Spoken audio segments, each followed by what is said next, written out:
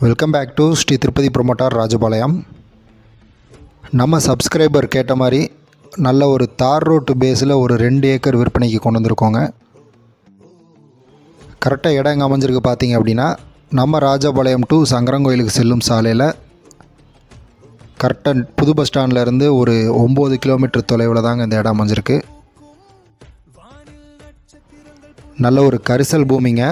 மொத்தம் 2 ஏக்கர், நல்ல ஒரு தார் ரோட்டு பேஸு, ஒரு 800 அடி கிட்ட தார் ரோடு இருக்குங்க. ஒரு சின்ன விவசாயத்துக்கோ இல்லை ஒரு பண்ணைக்கு ஏற்றமான இடம் தாங்க இது.